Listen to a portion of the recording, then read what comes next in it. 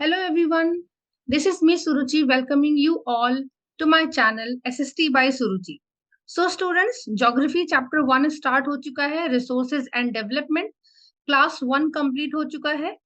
आज class 2 होने जा रहा है और class 2 के bullet points हैं Resource Planning in India, Conservation of Resources, Land Utilization, Land Use Pattern in India, land degradation and conservation measures. ठीक है, तो आज हम लोग इतना पोर्शन कंप्लीट करेंगे. इसके पहले का जो भी कंटेंट अगर नहीं पढ़ा है आपने तो इसका क्लास 1 ज्योग्राफी चैप्टर 1 का क्लास 1 आप अटेंड करें और आपको प्रीवियस सारा एक्सप्लेनेशन मिल जाएगा. तो बच्चों, लास्ट में हम लोगों ने जहाँ पे अपना चैप्टर फिनिश किया था, सॉरी क्लास फिनिश की थी, वो लास्ट टॉपिक था रिसोर्स प्लानिंग. ठीक है, तो क्लास 2 में हम लोग चैप्टर शुरू कर रहे हैं resource planning in India.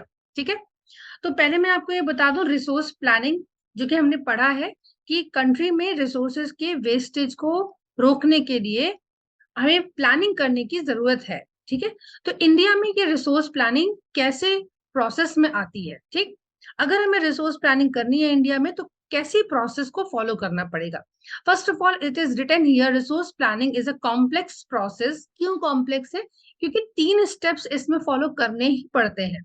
First step है आइडेंटिफिकेशन, दूसरा स्टेप है इवॉल्विंग अ प्लानिंग स्ट्रक्चर, तीसरा स्टेप है matching the resource development plans with overall national development plans. ठीक है, तीनों चीजों में जब तक कोऑर्डिनेशन नहीं होता है तब तक एक प्रॉपर प्लान रिसोर्सेज के लिए प्रॉपर रेडी नहीं हो सकता. ठीक है, तो चलिए पढ़ते हैं कि वो 3 प्रोसेसेस क्या है, 3 स्टेप्स क्या है इस प्रोसेस के. First is identification and inventory of resources across the regions of the country. पहले तो ये आइडेंटिफाई करना होता है कि कंट्री के किन किन रीजन्स में कौन कौन से रिसोर्सेज अवेलेबल हैं. फिर जो रिसोर्सेज अवेलेबल हैं उनको आइडेंटिफाई करने के लिए क्या करेंगे आप. This involves surveying, mapping, qualitative and quantitative estimation and measurement of the resources.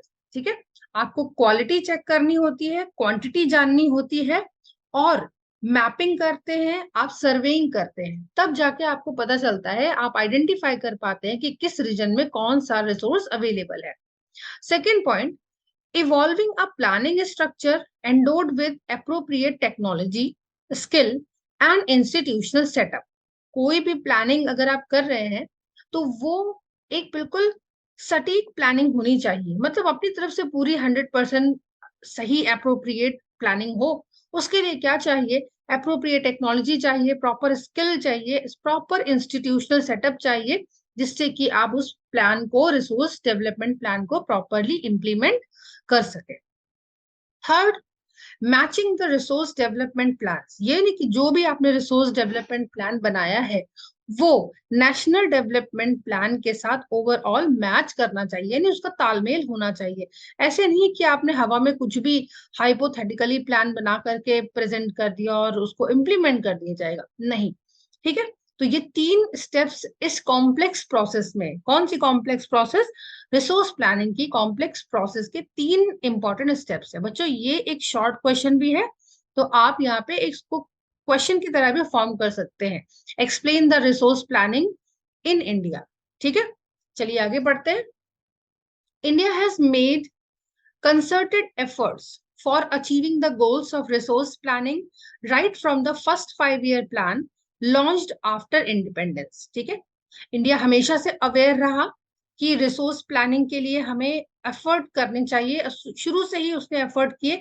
जब फर्स्ट 5-year प्लान लॉन्च हुआ था तब से ही हमने रिसोर्स प्लानिंग के बारे में ध्यान देना शुरू कर दिया.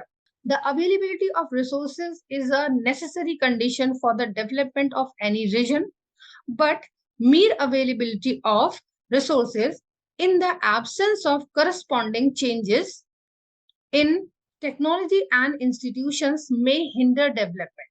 ठीक है, सिंपल सी बात यहाँ पे बताई गई है कि अगर आपके पास टेक्नोलॉजी और इंस्टीट्यूशन की कोई भी कमी है या प्रॉपरली अवेलेबल नहीं है तो कहीं ना कहीं आपकी रिसोर्स प्लानिंग सफर कर जाती है किसी भी रीजन की. ठीक है, चाहे वहां पे कितने ही रिसोर्सेज अवेलेबल हो, अगर आपके पास प्रॉपर टेक्नोलॉजी और इंस्टीट्यूशन नहीं है तो आप उसको प्रॉपरली डेवलप नहीं कर पाएंगे.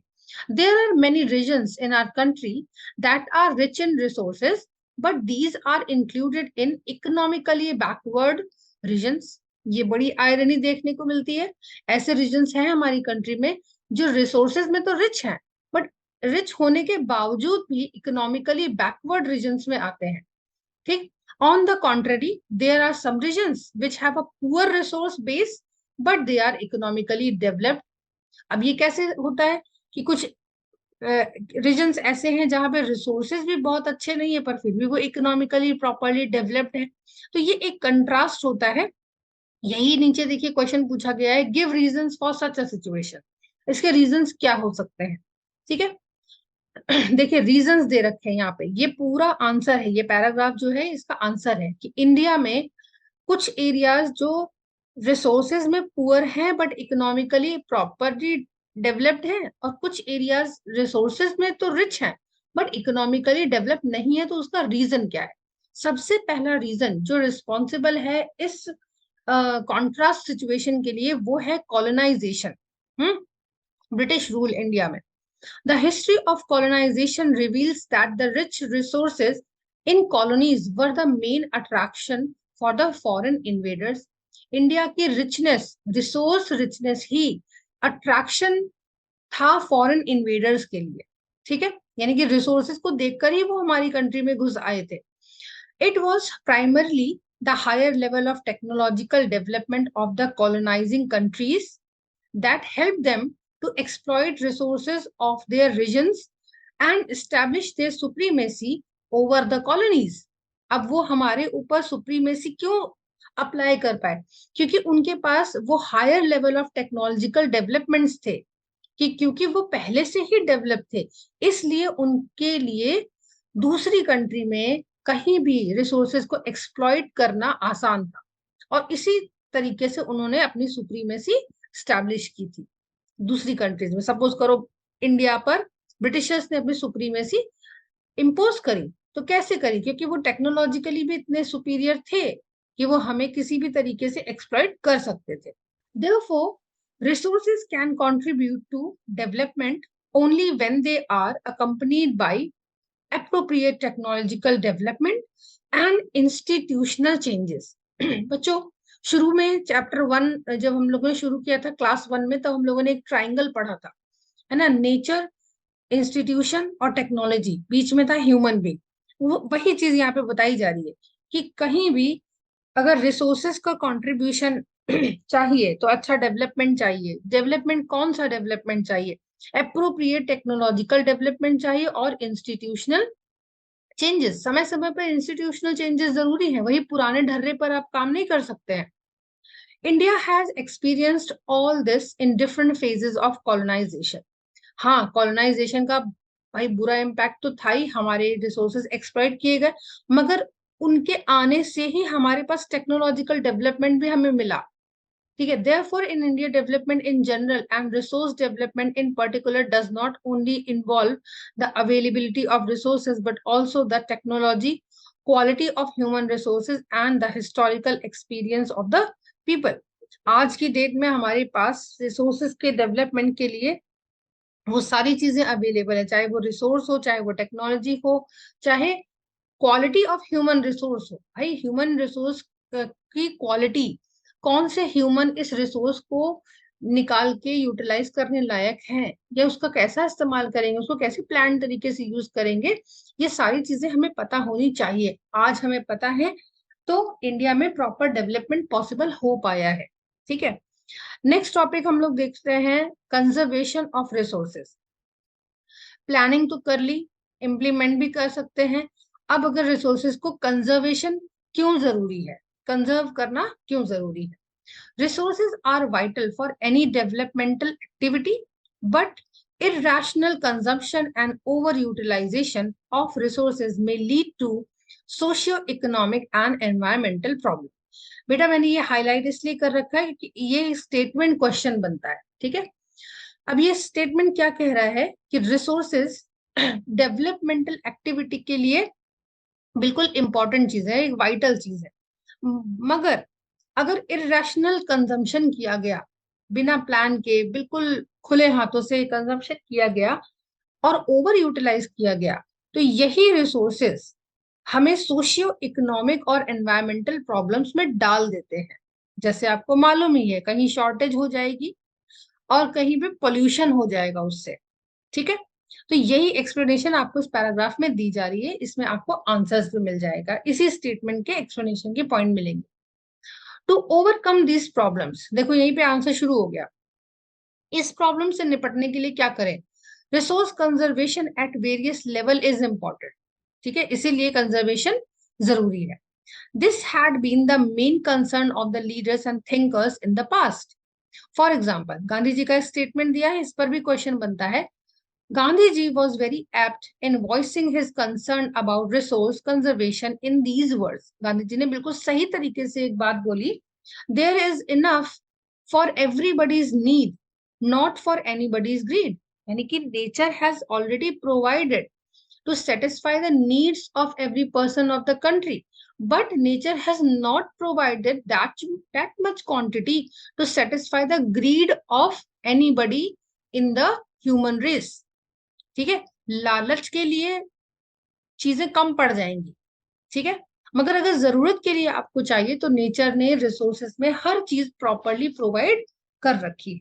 ही प्लेस्ड, ही मतलब यहाँ पे Gandhi ji, he placed the greedy and selfish individuals exploitative nature of modern technology as the root cause of resource depletion at the global level. बिल्कुल सही बात है, गांधी जी का कहना था कि जो लालची और सेल्फिश लोग होते हैं, जो नेचर को एक्सप्लॉइट करते हैं, टेक्नोलॉजी का गलत इस्तेमाल करते हैं, नेचर को एक्सप्लॉइट करते हैं, यही रूट कॉज है रिसोर्सेज के डिप्लीट होने का। पूरी दुनिया में रिसोर्सेज के डिप्लीट होने का यही रीजन है। He was against mass production and wanted to replace it with the production by the masses. देखो थोड़ा सा कंट्रास्ट सेंटेंस है, आप कंफ्यूज हो सकते हैं। क्या बोलते हैं गांधी जी? गांधी जी मास प्रोडक्शन के अगेंस्ट थे, but he wanted it with the production by the masses. कहते थे कि लोगों के लिए कोई एक प्रोडक्शन ना करता रहे, मतलब एक बंदे ने एक फैक्ट्री खोली, अब वो ही लगातार प्रोडक्शन किए जा रहा है, किए जा रहा है, किए जा रहा है, मतलब अनगिनत तरीके से प्रोडक्शन चल रहा है। ऐसा ना हो, बल्कि लोगों को अपनी जरूरत की चीजें खुद से प्रोड्यूस करनी चाहिए। मतलब गांधी जी ने तो इस लेवल तक बोला था कि अपना कपड़ा भी खुद बनाओ। That is why he promoted charkha to maintain their own cloth. कपड़े पर भी आप खुद पर डिपेंडेंट रहो, कपड़ा बनाने के लिए, नमक बनाने के लिए खुद पर डिपेंडेंट रहो, है ना। तो गांधी जी का चैप्टर जब आप पढ़ोगे तो आप देखोगे कितना ज्यादा सेल्फ डिपेंडेंसी की बात करते थे गांधी जी। यानी कि प्रोडक्शन बाय द मासेस, खुद अपनी चीजों का प्रोडक्शन कर लो जितना ज्यादा हो सके, यानी कि किसी दूसरे को मास प्रोडक्शन करने का मौका मत दो, अपनी चीजों को खुद से प्रोड्यूस करने की कोशिश कर ली जाए। होप आपको ये टॉपिक समझ में आ गया होगा। एक यहाँ पे कंटेंट दिया है, ये बहुत ज्यादा इंपॉर्टेंट तो नहीं है, आप इसे पढ़ सकते हैं। जो इंपॉर्टेंट था वो मैंने आपके लिए हाईलाइट करके आपको एक्सप्लेन कर दिया था। नेक्स्ट टॉपिक देखिए बच्चों, land resources. We lived on land, we perform are economic activities on land and we use it in different ways. अब यहाँ पे बात हो रही है लैंड रिसोर्स, यानी जितनी जमीन है हमारे पास, लैंड भी हमारा एक रिसोर्स है। ठीक है, हम पैर रख के चलते भी हैं तो लैंड पे।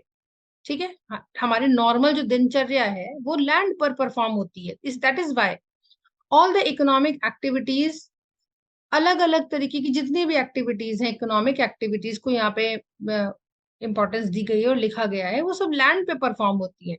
देखो यहाँ पे एक लाइन दी है, ये वेरी शॉर्ट का क्वेश्चन, ठीक है, हाईलाइट कर दिया मैंने। Land is a natural resource of utmost importance. सबसे इंपॉर्टेंट चीज जो है वो लैंड है। It supports natural vegetation, wildlife, human life, economic activities, transport and communication system. Common सी बात है, इतनी सारी चीजों का एक ही सपोर्ट सिस्टम है, लैंड। ये वाटर पे आप नहीं परफॉर्म कर पाओगे, ना ही एयर में ज्यादा। However, land is an asset of a finite magnitude. Therefore, it is important to us the available land for various purposes with careful planning. ठीक है, लिमिटेड है, जो लैंड एरिया की बात भी हो रही है ना, वो लिमिटेड है। इसीलिए हमें इस बारे में कंसर्न होना चाहिए कि हम उस लिमिटेड लैंड एरिया को कैसे यूज कर रहे हैं। यहाँ पे देखिए एक पाई चार्ट बना हुआ है, 1.3 land under important relief features. हमारा लैंड एरिया किन किन रिलीफ फीचर्स में कितना कितना डिवाइडेड है। प्लेन्स कितना, 43%। माउंटेन्स कितने परसेंट लैंड को कवर करते हैं, 30%। प्लेट्यूज कितने लैंड को कवर करते हैं, 27%। ठीक है, अब आगे देखते हैं। India has land under a variety of relief features.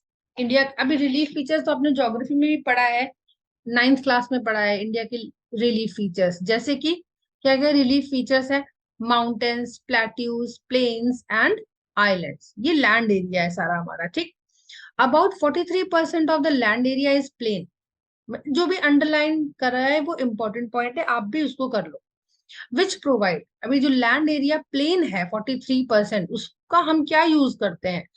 It provides facility for agriculture and industry. ठीक है, प्लेन एरिया को कैसे यूज करते हैं, एग्रीकल्चर और इंडस्ट्री में। माउंटेन कितने परसेंट है, 30%। अब माउंटेन का क्या इस्तेमाल किया जाता है, सबसे बड़ा माउंटेन्स का रोल क्या है, they ensure perennial flow of some rivers, है ना। और ये रिवर्स हमें फैसिलिटी देती है टूरिज्म की और इकोलॉजिकल एस्पेक्ट की। रिवर्स हमें एग्रीकल्चर करने के लिए वाटर प्रोवाइड करती है, यानी कि माउंटेन्स का भी अपना बहुत इंपॉर्टेंट रोल है। ठीक है, फिर देखते हैं about 27% of the area of the country is plateau region. Plateau का अपना क्या इंपॉर्टेंस है आप जानते ही हो। जितने रिसोर्सेज, जितने मिनरल्स आपको मिलते हैं, ठीक है, plateaus are actually rich reserves of minerals, fossil fuels and forest. ठीक है, तो जो तीन सबसे इंपॉर्टेंट माउंटेन, प्लेट्यूज और प्लेन्स हैं, उनका यहाँ पे दिया है कि उनका सबका यूटिलाइजेशन क्या है, वो हमें कैसे सपोर्ट करते हैं, हमारे इकोलॉजिकल बैलेंस या नेचुरल बैलेंस को कैसे सपोर्ट करते हैं। नेक्स्ट टॉपिक है हमारा लैंड यूटिलाइजेशन। किस किस तरीके से लैंड डिवाइडेड है। ठीक है, देखते हैं। ये बेटा लॉन्ग का आंसर है, आप इसको अच्छे से पढ़िए, बहुत सिंपल भी है, जरा सी चीज ध्यान देने की जरूरत है, बहुत सिंपल है और अपने आप में लॉन्ग आंसर है। Land resources are used for the following purposes. कैसे, पहला है फॉरेस्ट, दूसरा है land not available for cultivation. ठीक है, ऐसा बहुत सारा लैंड एरिया है जो कल्टीवेशन के लिए अवेलेबल नहीं है। क्यों नहीं है, या तो वो बैरन है या वेस्ट लैंड है, बंजर हो चुका है, या आप उसको यूज नहीं कर सकते। दूसरा, put land put to non agricultural uses. ऐसा भी बहुत सारा लैंड का हिस्सा है जिसको हम नॉन एग्रीकल्चरल कर दिया हमने, जैसे सड़क बना दी, बिल्डिंग बना दी, फैक्ट्री बना दी और ये बिल्डिंग कंस्ट्रक्शन कर दिए। ठीक है, अब इस पे भी आप एग्रीकल्चर तो नहीं कर सकते, कल्टीवेशन नहीं कर सकते। ठीक, थर्ड है, तीसरा क्या तरीके से यूज करते हैं, other uncultivated land including fellow land, जो खाली पड़े रहते हैं, जैसे कि permanent pastures and grazing land. अब जहाँ पे पास्चर लैंड है, ग्रेजिंग लैंड है, उसको आप एग्रीकल्चर में यूज नहीं कर सकते हैं, क्योंकि वो उसी तरह से पड़े रहने के लिए है, क्योंकि वो परमानेंट पास्चर लैंड्स है या ग्रेजिंग लैंड्स है, जानवरों के लिए चारा वगैरह खाने के काम आता है। बी है land under miscellaneous tree crops groves. ऐसे भी हम क्रॉप्स ग्रो करते हैं जिनको ट्री क्रॉप बोला जाता है ना। जैसे ये आपने देखा, टी, कॉफी, रबर। ठीक है, तो इस सबके प्रोडक्शन में भी बहुत सारा लैंड कवर इंगेज है। सी है कल्चरेबल वेस्ट लैंड। अब कल्चरेबल वेस्ट लैंड क्या है, देखो ये वेरी शॉर्ट का क्वेश्चन है। जो भी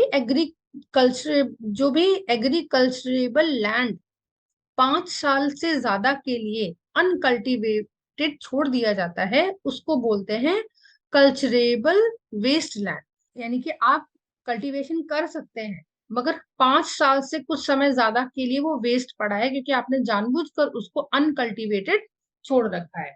ठीक है, फोर्थ है फेलो लैंड्स। अभी फेलो लैंड्स दो तरह के हैं, देखिए।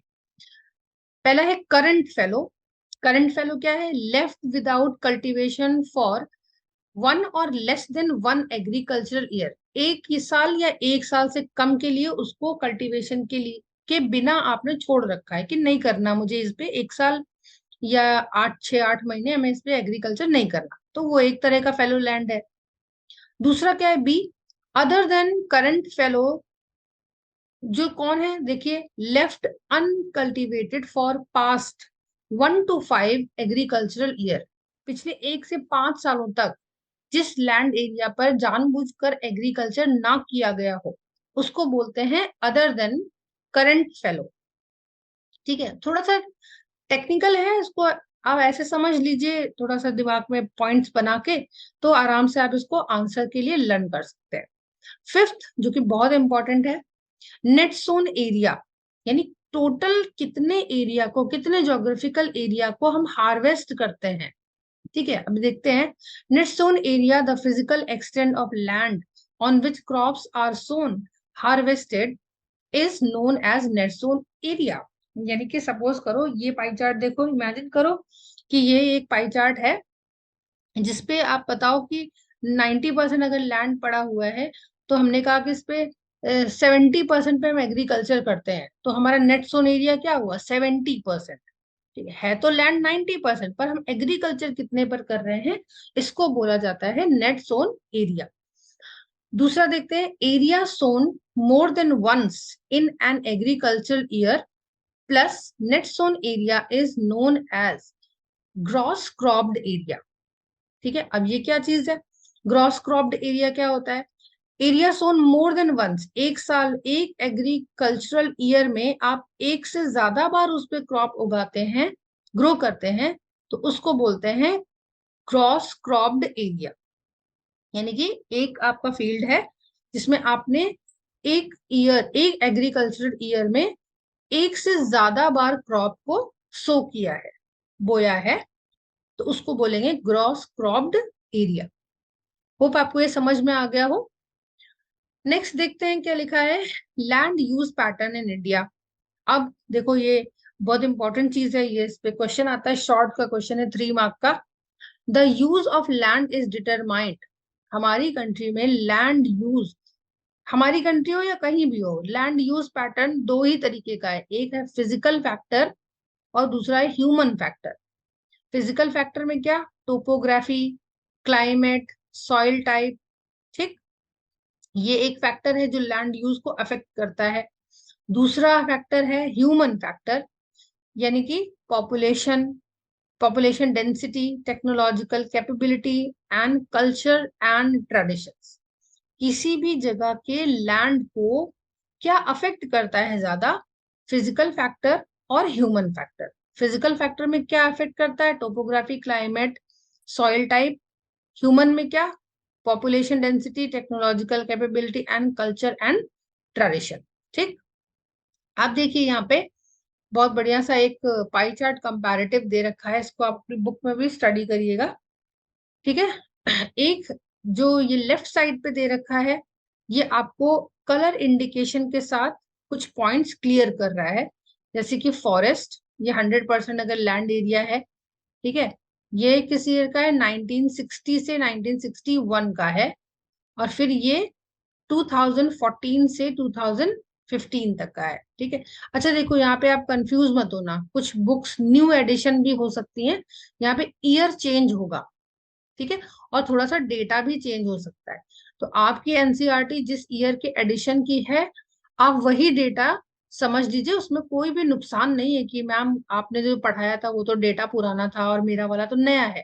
तो आपकी बुक में जो डेटा दिया हुआ है आप उसी को पढ़िएगा, मैं इसको एक्सप्लेन नहीं करने जा रही हूँ, वो आपकी बुक में लिखा हुआ है ऑलरेडी। ठीक है, तो यहाँ पे बस मैं ये बता रही हूँ कि एक कंपैरेटिव स्टडी दे रखी है, जिसमें आप देखो कि क्या चीजों में डिफरेंस आया है दोनों साइड कि नहीं आया। आया है, डेफिनेटली आया है। ठीक है, अब देखते हैं आगे का कंटेंट पढ़ते हैं। Total geographical area of India is 3.28 million square kilometre. पिछली बार 9th में आपने फर्स्ट चैप्टर में पढ़ रखा है ये।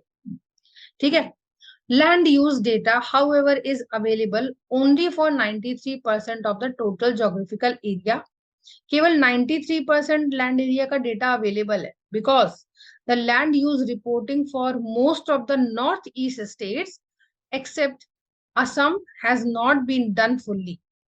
असम को छोड़कर बहुत सारे नॉर्थ ईस्ट स्टेट्स का डेटा प्रॉपरली रिपोर्टेड नहीं है, इसीलिए हमारे पास डेटा कितना है, केवल 93%। Moreover, some areas of Jammu and Kashmir occupied by Pakistan and China have also not been surveyed. ठीक है, जो डिस्प्यूटेड एरिया है पाकिस्तान और चाइना का, उस पर भी सर्वे नहीं हुआ। नॉर्थ ईस्ट में असम को छोड़कर बाकी एरिया का सर्वे नहीं हुआ, इसीलिए हमारे पास केवल 93% डेटा अवेलेबल है। The land under permanent pastures has also decrease. ये अब यहाँ पे जो भी पैराग्राफ बताया जा रहा है ना, ये ऊपर पाई चार्ट को एक्सप्लेन करता है। परमानेंट पास्चर्स डिक्रीज हो चुके हैं। How are we able to feed our huge cattle population on this pasture lands? अगर ये घट गए हैं, डिक्रीज हो गए हैं, तो हम अपने कैटल पॉपुलेशन को कैसे फीड करते हैं? And what are the consequences of it? अगर ये पास्चर लैंड्स डिक्रीज हो गए हैं, तो अब इसका रिजल्ट क्या होने वाला है?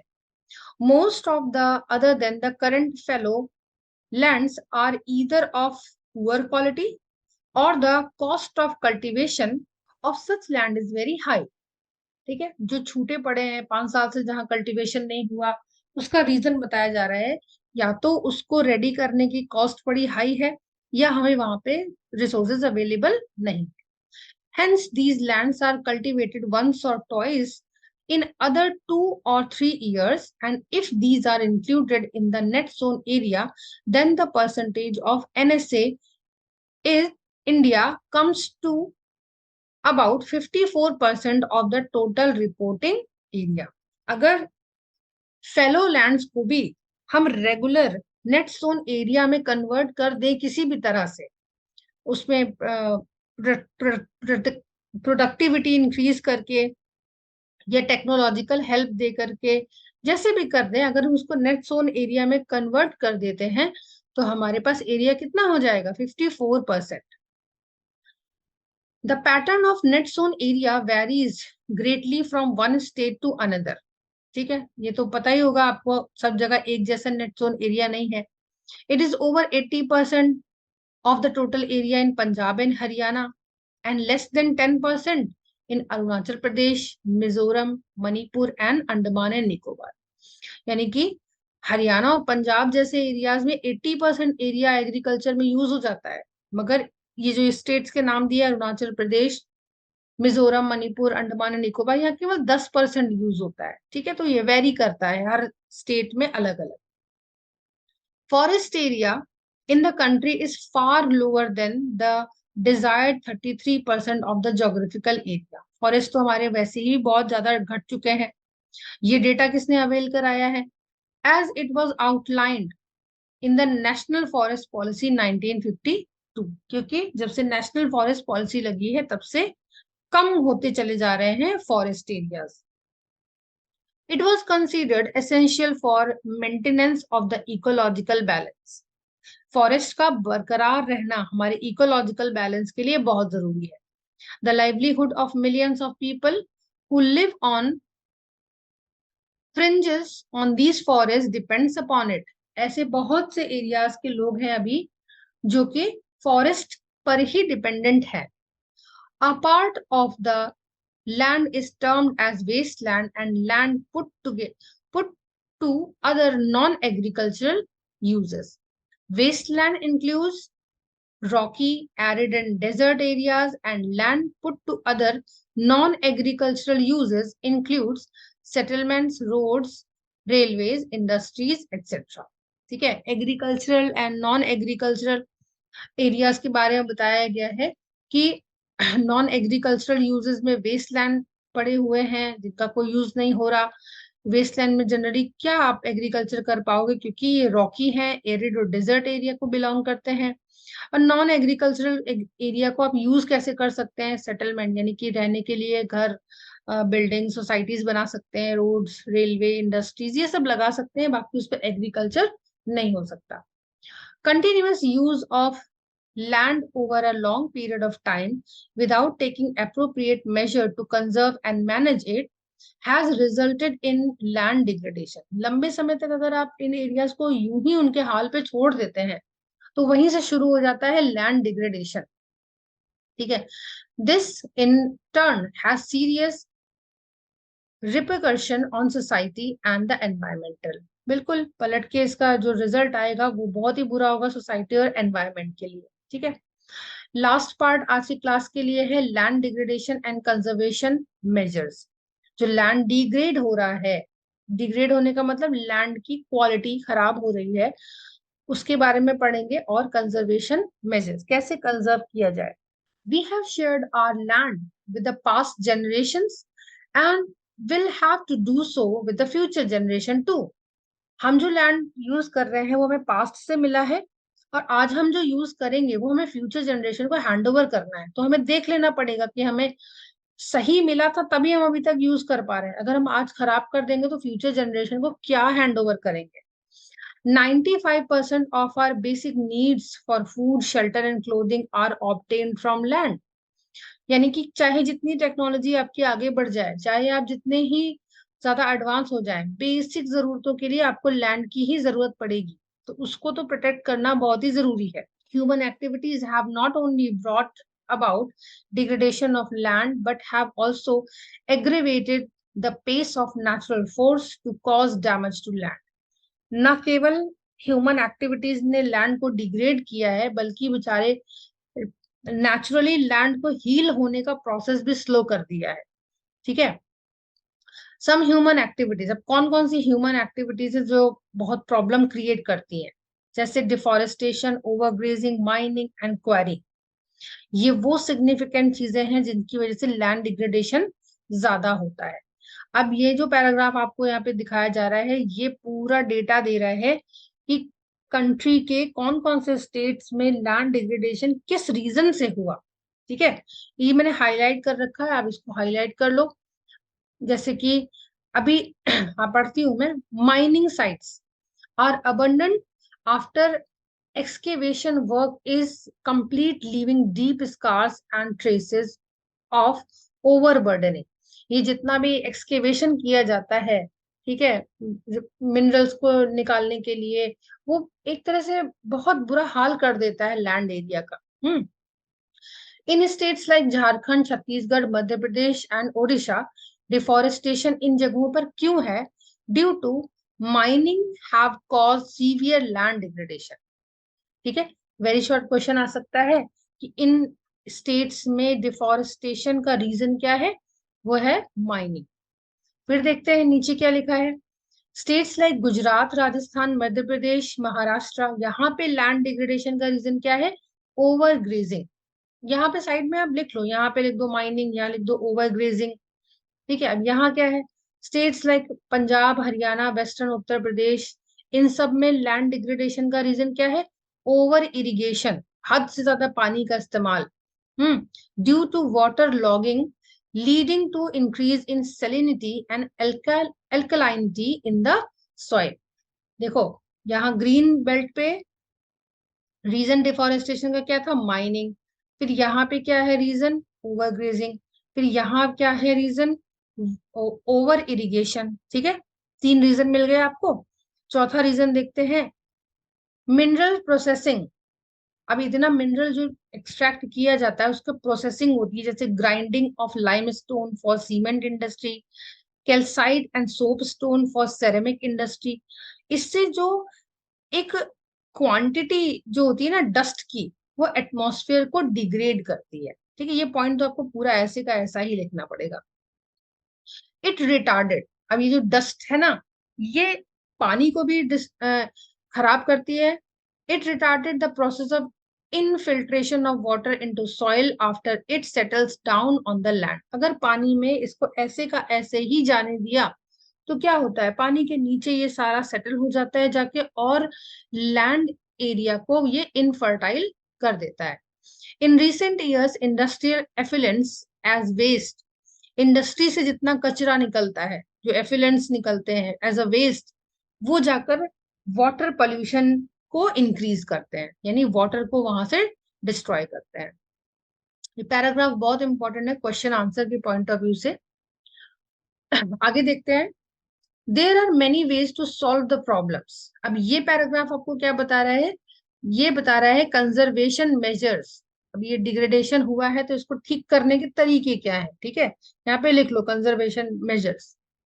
Many ways to solve the problem of land degradation. ये भी मैंने 3-4 यहाँ हाईलाइट कर रखे हैं।